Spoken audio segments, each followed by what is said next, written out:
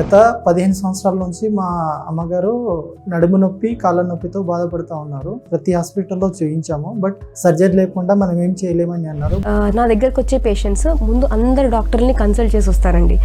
వాళ్ళు నా క్లినిక్లోకి వచ్చినప్పుడు ఫస్ట్ థింగ్ ఏం చెప్తారంటే, కూర్చుని లేచేటప్పుడు లేకపోతే పడుకుని ఇటు పక్కని అటు పక్కలో తిరగలేకపోతున్నాను, అది ఒక SI జాయింట్ అని ఉంటుందన్నమాట.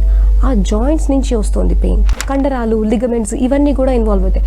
ఇలా రకరకాల స్ట్రక్చర్స్ ఉంటాయి బ్యాక్లో. బట్ ఇక్కడ ప్రాణ క్లినిక్కి కనుక్కున్నాను. ముందు చాలా మంచిగా హెల్ప్ చేశారు, ఏ విధంగా చేయాలి, ఏంటి, ఎంత ప్రికాషన్స్ అవుతుంది అని.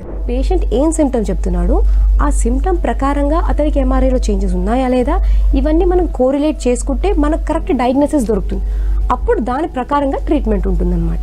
దాని తర్వాత రాజ్ గారు కన్సల్ట్ అయ్యారు. కన్సల్ట్ అయ్యి పేషెంట్ని చాలా బాగా చూసుకున్నారు. ఇప్పుడు తను 80% క్యూర్ అయ్యింది. Thank you.